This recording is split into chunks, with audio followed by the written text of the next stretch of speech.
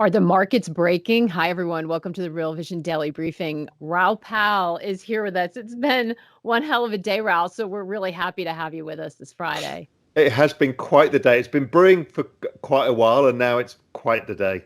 Yeah, it is. And I think it's important to say we try really hard not to be alarmist here, but it felt like that was the right question to ask today. I saw a huge amount of concern from usually pretty level-headed people coming through on Twitter. It was coming through in some of our editorial meetings. I saw your Twitter feed today. So, just give us an idea of what you're thinking. What are you watching? What is your level of concern? Okay, so what I'm worried about is what is currently breaking. And, people say what's going to break, what's going to break. My view is that in a massively indebted world, to put this in perspective, the US is some 300 and something percent of GDP in debt as total debts to GDP. It is 100% of world GDP in debt. It's the most indebted any nation has ever been. And everybody borrows dollars. And we're in a system where they're trying to act like Paul Volcker because basically the Fed is run by a bunch of baby boomers and they want to get a book out where they're on the front cover like Paul Volcker to be the heroes. But I think what they're doing is fighting the ghosts of the past. The ghost of the past, the 1970s, was wildly different. We've talked about this in Daily Briefing before. The demographic setup is different. Also, the debt is different. I mean, the US is like 100% of GDP in debt, total debts at that point. We're now at least another 150%, maybe 200% of GDP in debt on top. So with an aging demographic and high debt, it's very difficult to generate inflation. But the Fed are now convinced they need to be Paul Volcker, and they are going to go and raise rates further than the market can deal with. And we're seeing it. We're seeing it everywhere that the market's going, we cannot deal with rates like this and the liquidity that's happened. So liquidity has been drawn out by quantitative tightening. What they've done with the banks and what bank reserves have to be held has kept money out of the market. There's basically no buyer of the bond market. So there's a few charts. I think Claire's going to try and share them. Bond market liquidity is basically as bad as it was in the peak of the pandemic when the bond market froze and everyone was worried Citadel had gone under, whoever had gone under. That's how bad the bond market is now. It is completely decoupling from anything. And I'll come on to that in a sec. The next chart, another way of looking at it is bond market volatility. Bond market volatility is higher than stock market volatility. Mm-hmm. This is not normal. And again, we're approaching the peak of the absolute crisis when the entire world shut down and we thought everybody was going to die, right? That's how bad the situation in the bond market is. What that's done is decoupled the bond market from the underlying inflation story. So this is not a fear of inflation, really, because the Fed are saying we're going to do anything to kill inflation. Well, what's happened is the break-evens rate has agreed with that and said, yes, inflation is not the enemy. And break-even inflation, I'm looking at the 5 years, is at 2.4%, which broke down today. And 1 year is at 1.95. So they're basically around 2%. So the market's saying forward-looking inflation is back to normal. Okay, but the problem is if bond yields are going up and inflation expectations are going down, you see this next chart, Claire, which is real rates. Real rates have been trending lower over time. This is 5-year real rates. They trend lower because of debt and demographics. So you need to have low real rates to stimulate the economy or run it normally. So the trend rate of real rates is actually negative 1%. But we've just seen the fastest ever rise in real rates in history. So you're raising real rates on people at a time when they can't afford to service their debts because there's too much debt out there. So it's creating chaos in the bond market because the Fed have essentially gone too far with this whole mechanism between how the banks can use their balance sheets, plus quantitative tightening, plus raising the Fed funds rate.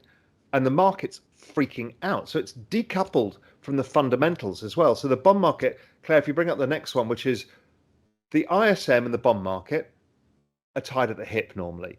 Basically, bond yields go down when economic growth is falling because growth and inflation fall. And that's right. What's happened is bonds are pricing an ISM now in the 60s, high 60s, when the ISM in the next month is going to cross 50. So the ISM is going to be pointing to recession, which we all know is happening from almost every single guest we've had on. Yet the bond market is broken. So it's saying the opposite. Now, we've seen a few episodes similar, but this is the furthest it's ever been from the business cycle in bond market history. So it tells you there's a massive dislocation that's going on. That dislocation has spilled through to the currency market as well. We've already been noting, dollar yen, right? That was a specific situation because there was yield curve control, so you're printing yen. Then the UK starts cutting taxes whilst raising rates, and what happens is the currency collapsed. And today the pound was down 3.5%. This is in the top 5 largest currencies in the world, and it's down and more volatile than the Nasdaq. This is extraordinary, but it's not just that. The Eurozone has got the same problems. South Korea, it's a mess. What we've got is a shortage of dollars, something I've talked a lot about, and many guests have talked about. There is a global shortage of dollars. The Fed are taking dollars out of the system, and what's happening is the safety valve is the US dollar is skyrocketing. Now, what that also does is export massive amounts of deflation. If you look at the nations who are suffering the most, it's the world's biggest finished goods exporters: China, Japan, Germany, South Korea, Taiwan. They're all seeing massive currency declines. So this is finished goods. This is TVs and computers and chips and all of that stuff. So the US kind of likes it. It also geopolitically, they like it because they exert their power, which is the biggest power they've got is the US dollar. 87% of world trade is in US dollars, even though the US is 25% of GDP. But you're choking the entire system. If we look at the next chart of Asian currencies, this is the ADXY, less looked at than the DXY. It's a basket of Asian currencies. That is breaking a head and shoulders top of a terrifying magnitude. I don't know what this is telling us, but it's telling us that there is no dollar liquidity in all of Asia. And this is a problem. It's a structural problem, not just a cyclical one that's happening now. So the moves that we're seeing in the bond market and the currency market are becoming sort of unprecedented, the sort of unprecedented we saw in March 2020. The knock-on effects are things like mortgage rates are exploding still.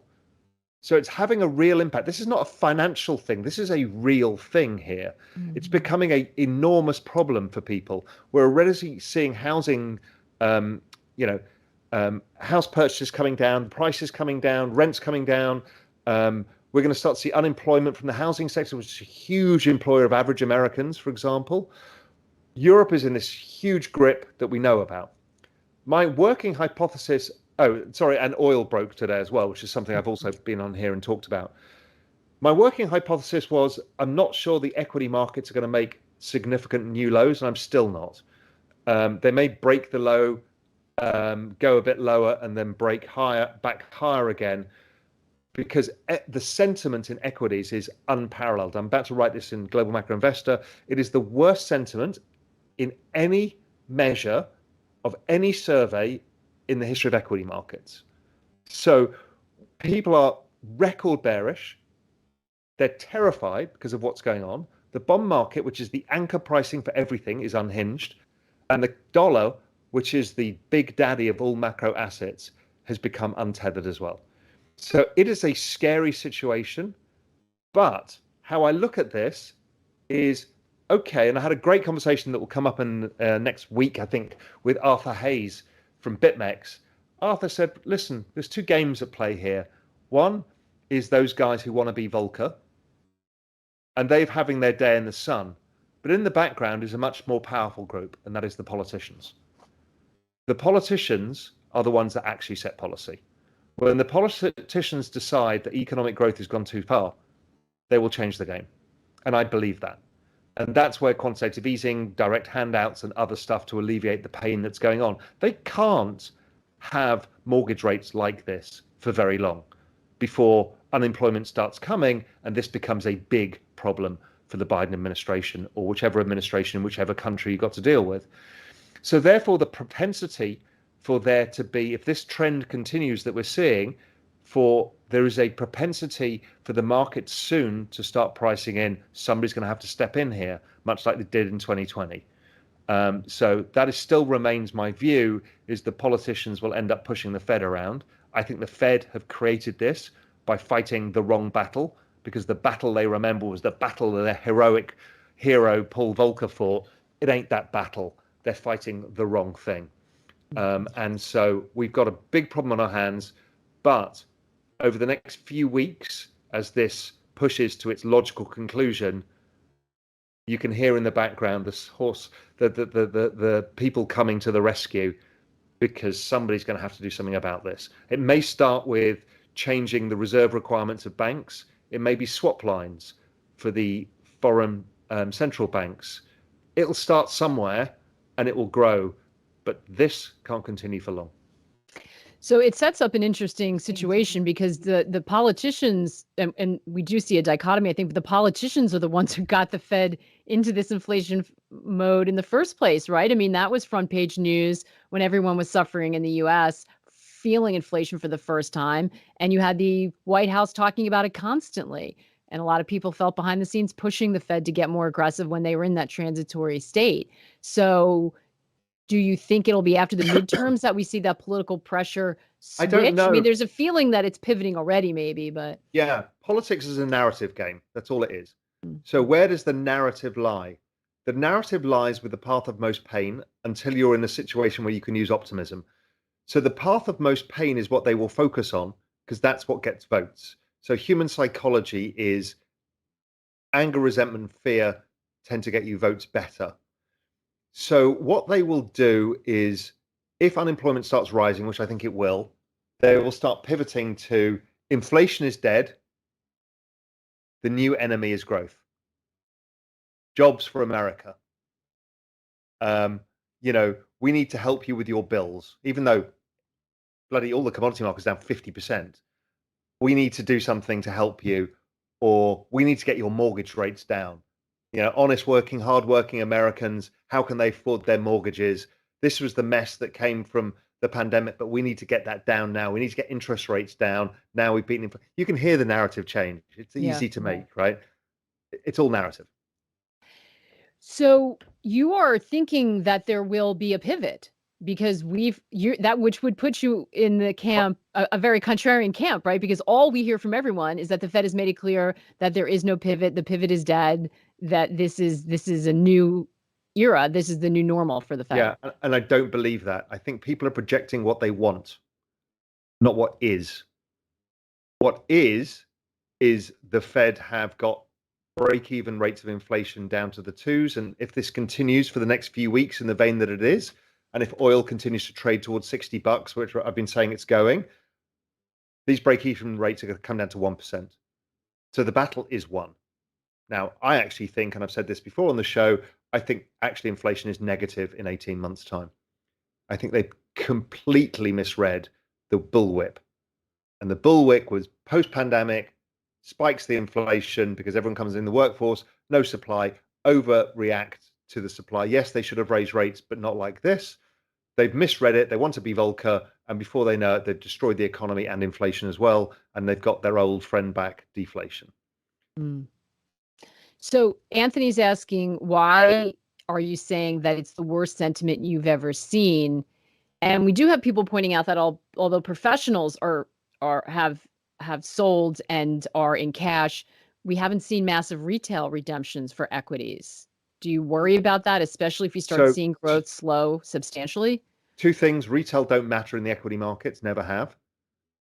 And the only retail that does count in the equity markets are the millennials, who are 401k dollar cost averaging. They're not selling.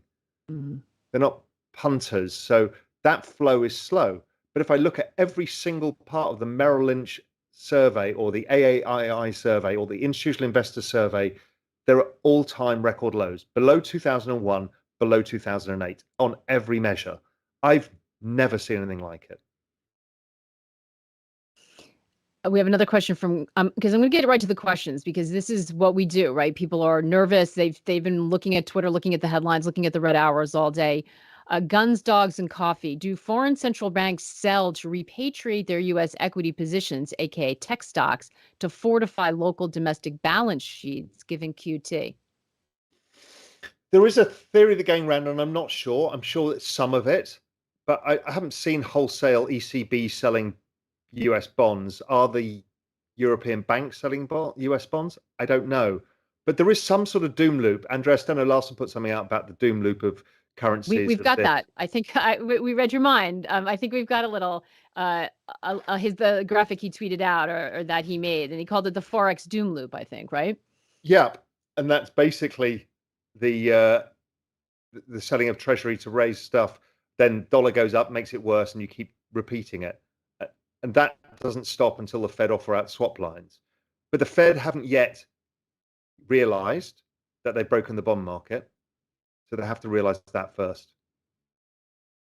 So we know that you often talk about the chart of truth, right? That's it. So if I understand you, it's not the chart of truth right now. Is that correct? The chart of truth. So there's two ways I've been looking at this. Is one, it's clearly broken out. The question is does it go back in and then just broaden the regression channel over time? My view is yes. I think this is a breakout based on liquidity issues. And I think it actually goes back in the channel. I know nobody wants to realize that. Have we frozen? No, you're okay. We're kind of all freezing a little bit, but the audio is fine. So, and it's not even the hurricane that's headed toward Raoul yet. We're No, I getting a don't think little it's mine. taste of what that's going to be like, right, Raoul? Yeah, exactly. I don't think it's my internet that's frozen actually. But so the chart of truth, if I look at it in terms of deviation from trend, this is one of the highest ever. Normally, that should mean that we come. I think we're going to mean revert, and I think we're going to mean revert massively and really fast. Now, again, I've been wrong on bonds for a while now, so you can discount me to zero if you want, and that's fine. I'll take it on the chin. I honestly think that this is a mean reverting, massive decoupling followed by a recoupling that's going to happen at a very fast speed as soon as one of these liquidity mechanisms changes, whichever one it is. Yeah, which sets up a scary situation because when things are moving that quickly in markets that are not used to moving that quickly, that's where you get issues. Yeah, but I mean, don't forget the equity markets. I'm looking at the Nasdaq's down 30% already. I mean, what more do people want here? Yes, they want 50% because they want blood. Will they get 50%? I doubt it. You know, if we go back to the Volcker era that everyone so loves, is the market was down 27%. If we go back to the 1940s, post World War II, the market was down 22%. 1990, nice big regular recession. You know, ISM went down to 30. Where did the stock market go? Down 20%.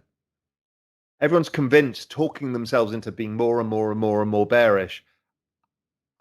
There's a probability, and it's probably, for me, it's probably 30%, 30 or 40% that it makes significant lows, but I think it's 60% more likely that we don't make significant new lows. But let's wait and see. These are, you know, the bond market keeps breaking and we're at 4.5% yields in 3 weeks' time. Yeah, maybe we will. Mm. Uh, we've been talking a lot, and Weston has been on this. We've been looking at the BOJ and the yen, and really flagging this early for members.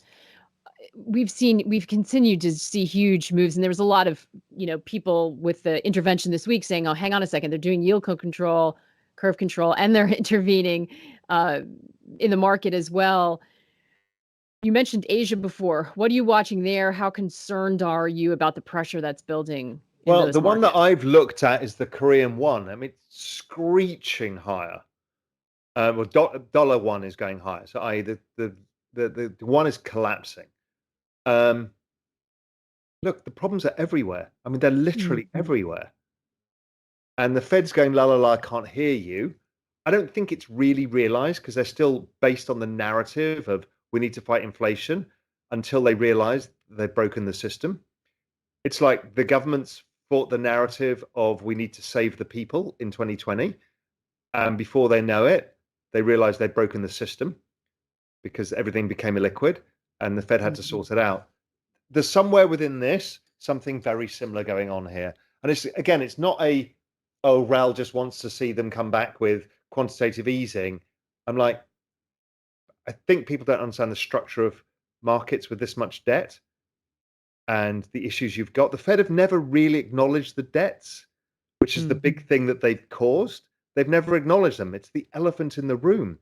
You can't talk about the 1970s and not talk about the massive doubling of debt that's happened since then.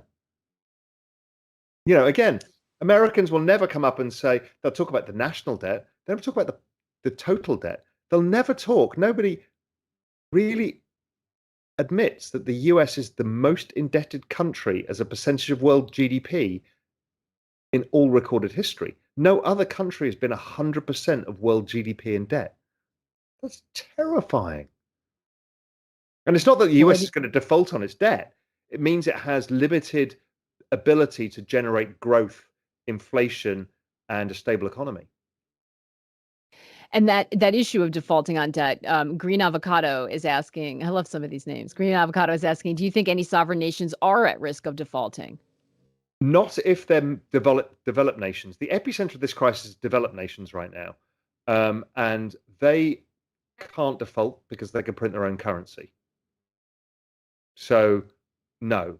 Now, can Italian spreads blow out and test the ECB's metal? Yes. I think it's likely to happen. The markets will seek those things out like they did with dollar yen. They want to find out, when will the BOJ step in? And the markets will try and find out when the ECB is going to step in with its new mechanism and what does it look like. Yeah, that's what always happens when they set up these situations and say that they're watching it, then the market is going to find out exactly what that means in the Or real world. Um, no one's no one's thyself is asking, buy bonds, wear diamonds. Is it still a thing, or will bond yields, especially long duration, continue to increase? they might continue to increase over the next few weeks in this liquidity thing. I'm still long bonds and taking some losses on the chin, significant because it's really moved. But I honestly I still am very strongly of the belief that this is a decoupling based on liquidity situations. And eventually, when those things reverse, they're very attractive propositions. So I still like bonds. I understand people don't like taking pain on that stuff, but you know, I am going to look to double up on my positions at some point. I'm just waiting because when you get to these breakage points, things always go further than you expect. So where can 10-year bond yields go? I mean, they got to 3.7% yesterday. Can they get to 4.25, possibly? But these are crazy opportunities. The Fed has made Oh, such a by the way, that ISM chart gives fair value of bond yields. That's worked for the last 50 years, that chart. Fair value of bond yields, 1.5%. So we're 200 basis points off fair value. And I think the ISM comes down to 35 or 40. So that would put bond yields down at 1% or lower. Are you surprised the ISM is still where it is, or has not Yeah, moved down more significantly? yeah, we're seeing it in the surveys again. We saw that Kansas City was pretty bad. Philly's been bad. Um, I think last month we got this bounce. I think the oil patch in the US is going to help because that is part of the manufacturing. And we've seen this in the past when the oil patch is going flat out. You tend to see more strength than you'd imagine for a while. But I do really expect these surveys over the next month or two to utterly collapse. And I've been saying that for a while. Last month was, previous month was okay. It was fell, then it bounced a bit. I think we've got the big collapse to come. So we have an interesting question here. Thoughts on countries moving away from the US dollar. This is from Sebastian. What are your thoughts? This is one of those, given the situation we're in and what you were talking about in terms of sort of weaponizing the dollar, this has come up before. What are you thinking about that? I think that it is unsustainable to have 85% of world trade, 87% of world trade in US dollars when 25% of world GDP is US dollars, right? That's the outsized influence it has of having the world's reserve currency. I think China, Russia, Europe, India, South Africa, Brazil, all these commodity exporters, a whole bunch of these people, why do they want the US dollar? They have to, because all commodities are priced in dollars. But if you're a South African exporter exporting to China, why do you need this middleman currency? It's creating a problem for people because their funding rates are going up, their economies go up and down. What happens in the US? Not on their own terms. So it only accelerates it. And I've always said the dollar dies of its death, not of its strength, not of its weakness. Because you're going to force people to do something. Or everyone's going to get together and create a plaza accord. But the US probably doesn't want to do that. So in which case, they'll just do their own thing. And it's not going to happen one day to the next. It's not the US dollar collapses in one go, but over time, trade will migrate elsewhere. So it's interesting that question came up because this is, as we've been talking behind the scenes, this is such a pivotal time. You're talking about things breaking. We're talking about what happens and the policy responses over the next few months, really setting the scene and setting the table for what is going to play out over the next few years. And so we have a new batch of shows coming called Make or Break. And geopolitics is one of the drivers that we identified as something that's going to be really crucial, especially because of the things that you're just talking about. And we've got energy, inflation. What is the other one? If you think about this, so the idea behind make or break is to coalesce all of the narratives around what really matters right now. Because what happens over the next 3 months, which I've been trying to express, is literally going to set the stage for the next 3 years. Are we going to get inflation? Are we going to get deflation? What is China going to do with this super strong dollar? Is it going to lose control of its currency? Are they going to devalue their currency? Are they going to start trying to get together with other nations and create different currency blocks? What is happening to the Chinese industrial cycle? Can they start picking up credit growth again? This is vital. Geopolitics, well, China fits right in the middle of that. How is geopolitics going to play? Who are the winners? Who are the losers? And energy is stuck between currency, inflation, China, and geopolitics. So these things are all interrelated. They're all incredibly important. And so this make it or break it idea is to help people navigate this time now, because it's going to get you to understand where the world is going. And your dogs totally agree with that. It's like the exclamation point on that sentence. That's right. But it's true. And, for me, I think it's very important that there are a lot of scary. Hold on one sec. Let me close the door on these dogs. Girls! Make or break, indeed. But it is a chorus, isn't it, of sort of everyone barking about, but it's very alarmist. Like you look at chaos Twitter, here. We got hurricanes coming, dogs being set off. It's a manifestation of what we're all feeling, Raoul. Like we all feel like we're sort of getting ready for the storm. But in all seriousness, the hurricane app this morning, I thought this is the last bloody thing I need. Exactly. We thought the same thing. But when you looked at Twitter, I really did feel like that today. I mean, I saw, in fact, somebody in the question just said, we said, what do you want to know? And they just said, we're all fucked. Like, we're just like, we just don't want people to give up hope or despair. We want to actually provide value and provide, right? My actual view on this is we are setting up for lots of opportunity. And for me, it's like, I know it's a kind of worn out expression, but you should be thinking about a shopping list. If you believe in a future of technology, you should be looking at what you can buy and when. Maybe you're a commodity person. Well, they're being thrown out with the bathwater as well. Maybe you believe in the copper shortage story. Well, you should be getting a shopping list out. There are opportunities that are going to come out of this. If there is any form of settling down of what is going on, it doesn't even have to be stimulus. It just can be things settle down, the Fed slow down, everything's returned to normality. There's money to be made. So you need to keep a calm head. You need to see what these headwinds are. You need to see the storms when they're coming and prepare for them, like I am, the physical storm. And then you need to calmly go about what you do. And a lot of that comes up in the academy about how to do these things. And I think it's really important to educate yourselves. And if you guys, if you're watching this, you haven't joined the academy in Real Vision Plus, you need to do it. It's the best money you'll ever spend, because times like this is when you need to know what the hell you're doing, and it will help you. It will help you become a better investor, and it's really crucial. Yeah, and I think something that somebody was talking about, you can't just we were kind of trained to make your decisions, make your allocations, and then not look at it. In fact, they told you if it's a bad day, don't look at it.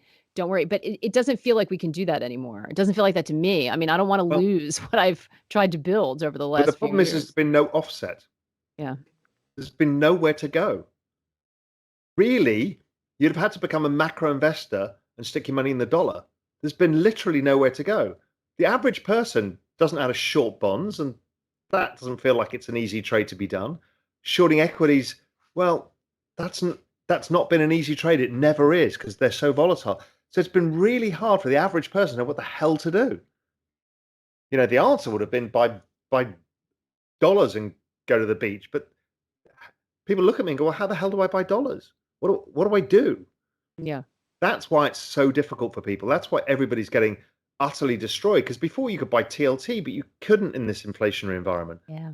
So it's hard, and people have taken the biggest portfolio losses for a very long time because nothing has worked. I mean, every hedge fund I know, some of the macro guys have got like the rates move and knocked it out of the park. Majority, the long short guys, all of these guys have been murdered. I mean, everybody's been murdered. Yeah, it's so true. I mean, you just said before you got your bond call wrong because but you seem sort of relatively calm about it, Raoul, I have to say. Well, because you get stuff wrong all the time. It's part of investing. And, I do an enormous amount of homework on what I do. And I have confidence that the risk reward and the probabilities get better all the time. It gets more. I've shown that chart of ISM. That's a chart that's worked not only for 50 years, but 70 years. So we're the most dislocated we've ever seen, even including the 1970s and that whole period that everybody loves to look back on. We've never seen anything like this. So therefore, you've got to have belief in all the things I look at, all the forward-looking inflation numbers, all the growth numbers, that bond yields come down. So yeah, nobody likes to lose money, but just give me more conviction. So you're like bonds. Is it long end and is it just that, or are you sort of bonds and crypto? So where are you right now? Yeah, I haven't changed. So I'm bonds. I've got tens, twos, fives. I've got everything, and euro dollars. And I am long crypto. So I've luckily added significantly, pretty much at the low. So lower than here in ETH and Solana around here, and some other bits and pieces. And I own some technology stocks, which I bought down 75%. A whole basket, bunch of different ETFs, doing the whole exponential age from gaming to metaverse to AI to robotics to genetic sciences to EV, all of these mega big picture themes. So I just bought a very broad basket there, which is a long-term bet, which again, if it sells off any further, and it hasn't made new lows for a long time now, since June, I would add into that. And your time horizon is longer, right? When you're talking Yes, the about this time stuff. horizon's longer. I was actually talking to somebody today about what would I do in the short-term time horizon. I actually don't know. It's pretty Mhm. hard. I might sell some oil, but it's really volatile and scary. I don't really. I'll probably sell some more currency for a bit. Versus the dollar, because I think the dollar goes higher. But those are matters of 2-week trades. I would be really nervous to be in any way in most of these kind of trades for longer than 2 or 3 weeks, because I feel like we're getting very close to the tipping point if this continues. Mm. We have Simran asking, what are your thoughts on ETH long term by say 2025? I don't want to give price predictions. I'm just very bullish. Yeah.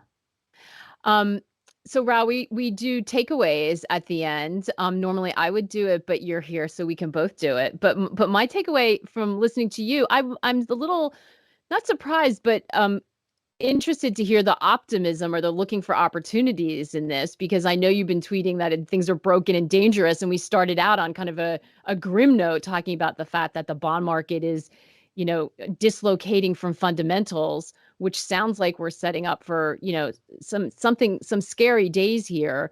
but you see this as a policy mistake that will be rectified when they're faced with the reality of the fact that the economy is slowing too rapidly for anyone to be able to handle, either politically or in the real life. And the Fed is going to force to pivot no matter what, no matter how hard they say they're not, which may Correct. throw their So credibility out the window. And so in that environment, you've got to, look around and get your shopping basket ready and be ready to move, but be careful. That's my takeaway from what you're saying. What do you want to leave us that's with? exactly right. So if I sum them to one thing, the Fed have not yet realized, and nor have most market participants, that real rates have to be negative forever. And that's the only way of getting rid of the debt. That is financial repression 101. And it's not just being driven by the Fed, the markets are doing that because of the rate of return. So if real rates are negative, which was the 1940s and 50s too, because they had massive debts after the war, the outcome is actually higher asset prices. And I know people can't stand that, but that's what it is. Yeah, So parts of Twitter are their heads are going to explode when they hear that. yeah, and that's what it is. Negative real rates, which nobody likes, but that's how you get rid of the debt, leads to higher asset prices over time anyway, because it forces money. So there's a lot of people who think that the whole trend is reversed forever and rates are going to be higher. I don't believe that, but I understand the point of view. So I'm not saying they're idiots or anything. Everybody is trying to figure this out. It's been extraordinary times. I think this has just been a bullwhip from the pandemic, and things settle down. We go back to below trend growth and falling inflation. That's the most unpopular view in the world right now.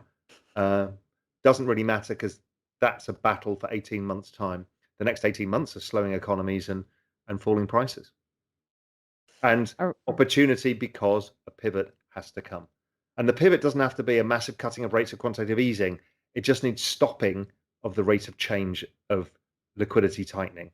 That's really important. So because I think when people hear a pivot, they think, okay, we're going to swing right around to quantitative easing again. That's important. You're not talking about that. So what does a pivot look like to you? A pivot looks like to me not tightening the balance sheet, so no QT. Rate of change goes to zero. So you've got a beach ball underwater, particularly with something like crypto or technology, which has adoption models. So over time, they always grow. I mean, things like AI, just relentless. They're not going to stop. EV, not going to stop. Space, not going to stop. All of this stuff. So the rate of change liquidity is like a beach ball holding it underwater. So the moment you just take your hands off, it bounces straight through. Now, quantitative easing is the wind that will lift it out of the water further. So a change of we're not going to tighten any further and we're not going to do any QT is going to bring ridiculous relief to markets because markets hate uncertainty. Do you think that could happen by the end of the year, or are we talking about in next year? Like, are things just going to just really get ugly before they will admit that they My got to view stop? is when you come to what we're really breaking, we're breaking the economy. Now, we'll do it by the bond market and the currency market. And so my view has been for the entire year that they will finish their rate hikes around now.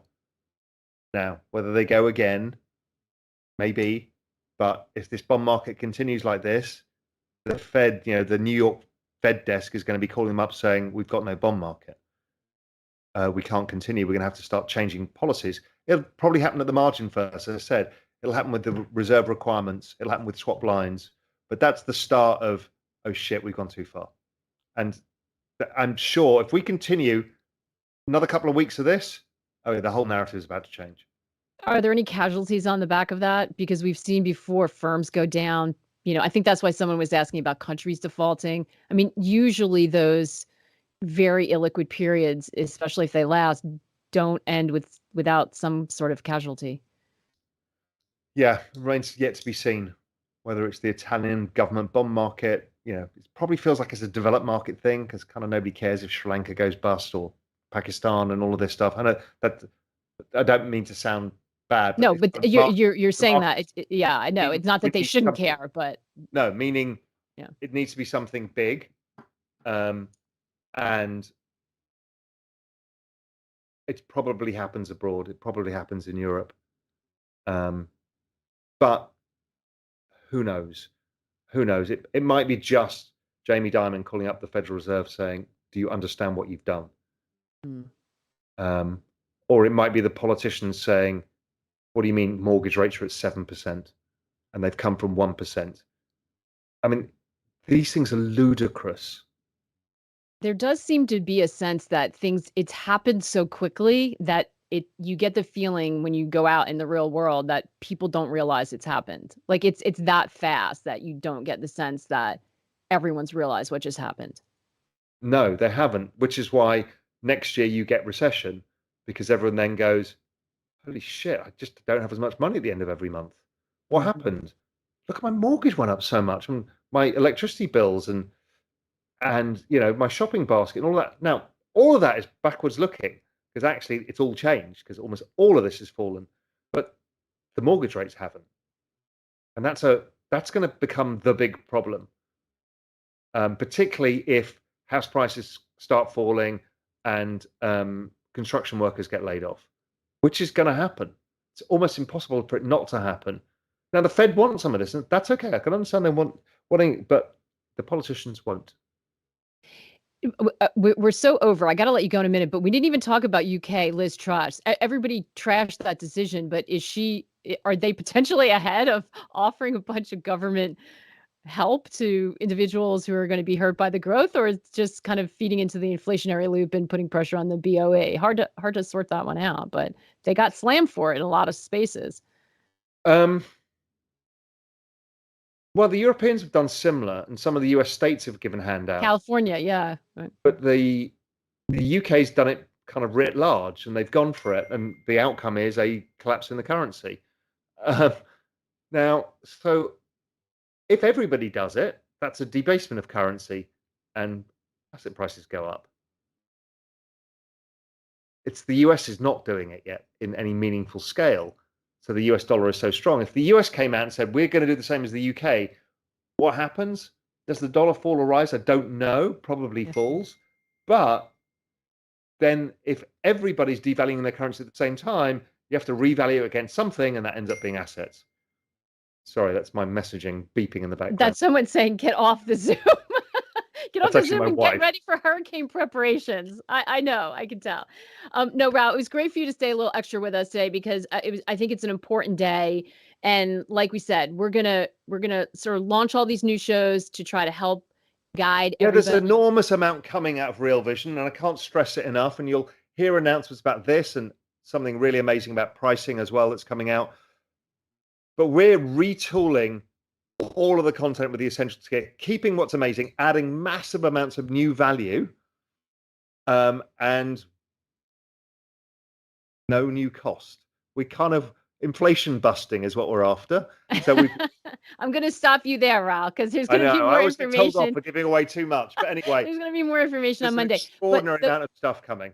that's right. And the goal is to just not drop scary headlines on everyone, but to try to give you as much information as we're getting, as Raul's getting from everyone and from the experts that we talk to try to help guide us through it, but bring everybody along too, because it's really important. It's a really important time. So super excited about it. Raul, wishing you the best of luck over the weekend with the hurricane that's headed your way. I know I it's know. tough. We've got guys delivering sandbags outside, sandbagging the garage. Yeah. Luckily, Oh, it's not too big a one. So let's keep our fingers crossed we don't lose the entire garden, which is yeah. beautiful. Yes. Let's hope so.